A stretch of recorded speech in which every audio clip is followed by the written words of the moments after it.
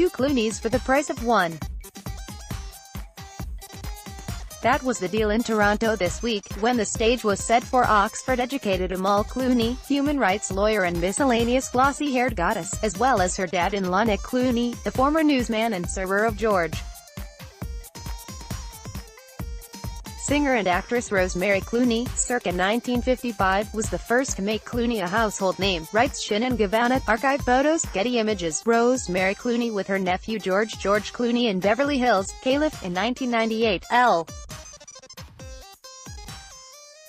Cohen, Wire Image. George Clooney and Amal+Clooney on June 7 in Hollywood, Calif. Emma McIntyre, Getty Images. For Turner, in town for a free-ranging conversation at Roy Thompson Hall as part of the Luminato Fest. The intergenerational duo got me thinking about the first person to make Clooney a household name, singer Rosemary. Nick's sister. Dynasties thicken in mysterious ways, and in this way her story bears remembering again, both in terms of the circuitry of fame, as well as some of the darkness of the 1960s. After emerging as the archetypal girl next door in the 1950s, and sometime before making a near-unprecedented late-in-life comeback, Clooney's almost 60-year career was put on ice for 7 years, from 1968 to 1975. Effectively she'd vanished, gone missing from the rungs of fame. Imagine if a Taylor Swift or a Kelly Clarkson went suddenly poof, in our own age, the victim of a catastrophic breakdown, like Rosemary would experience during that span, and you may get the picture of what happened to George's aunt. But first, the origin story. Born in 1928 to the first Nicholas Clooney and Bridget Byron, her earliest years were flanked, notably, with political talk, thanks mainly to her paternal grandfather Andrew, who instilled a liberal tradition into the Clooney line that lasts to this day, as Ken Crossland, author of the book Late Life Jazz, The Life and Career of Rosemary, has described it. Andrew was an activist and local mayor, and it was at one of his rallies that Rosemary famously made her public singing debut, knotting together an interest in both politics and music that would eventually prove fateful. Article continued below. With a career baptized during the big band era, Rosemary wound up traveling from a lowly Irish Catholic home in Kentucky to the summit of popular music. A contract with Columbia Records transpired. The comet of fame arrowed when she recorded the country-taking Beautiful Brown Eyes, and via her part in the film White Christmas. Hit followed hit followed hit. At the height of her stardom, while splashed on covers of mags galore, Time summed up her voice as one that is both robust and fresh with an undercurrent of seductiveness. It can spin out a slow tune with almost cello-like evenness, or take a raucous bite in fast rhythm. In a melancholy mood, it has a cinnamon flavor that tends to remind fans of happier days gone by. The acclaimed director Mike Nichols put it even more succinctly years later. Rosemary, he said, sings like Spencer Tracy acts. An assuredness pan-served with a simple honesty. All the camouflage of celebrity followed, but beyond all that lay, like something out of a Jacqueline Suzanne novel, lay a dark period of prescription pill addiction, and a tremulous marriage made to the wayward actor Jose Ferrer. Soon, with 5 children and an unfaithful husband, plus faced with a changing music scene that had her ilk swept aside by the stirrings of rock and roll, she had a creative block, as the Daily Telegraph noted in its obituary when Rosemary died in 2002. Instead, the Telegraph wrote, she threw her energies into campaigning for John F. Kennedy. By 1960, she and Ferrer were all but separated. The final straw was his inability to share her grief at President Kennedy's assassination in 1963.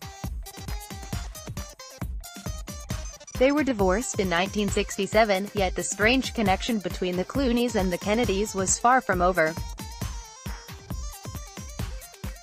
When Robert F.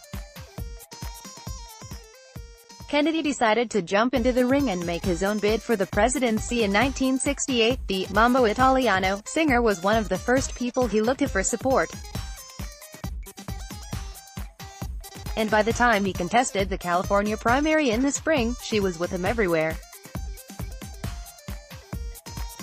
Indeed, she was waiting for him at the Ambassador Hotel on that fateful day in June when the shots rang out.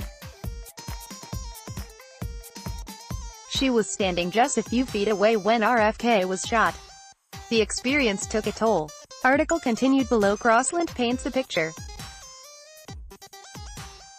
It was eerie real. In the days that followed, she substituted the reality that everyone else saw with a world of her own.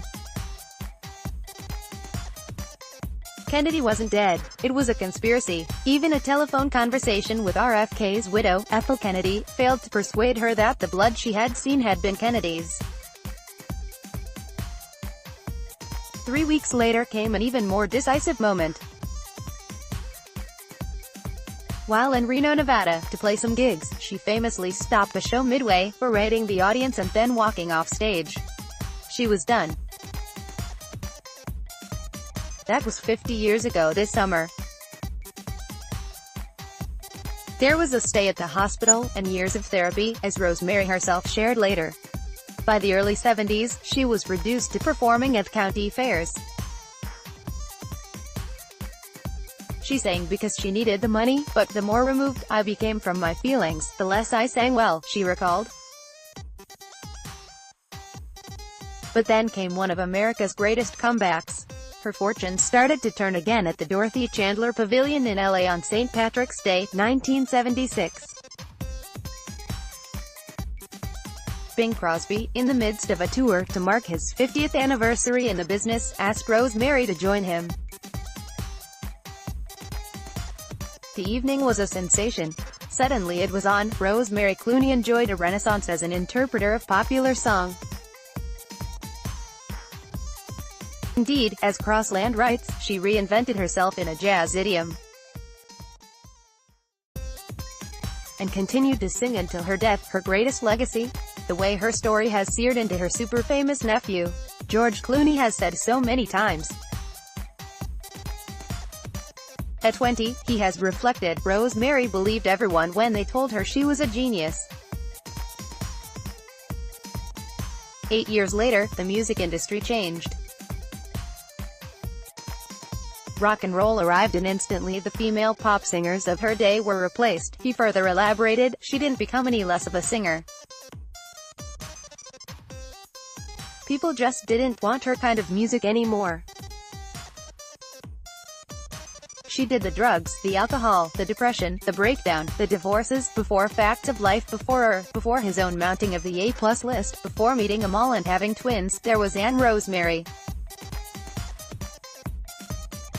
She was a great lesson to me about how to deal with fame, which there is no handbook for. Shinan Gavana is a columnist based in Toronto covering entertainment. Follow him on Twitter, @ShinanGavani.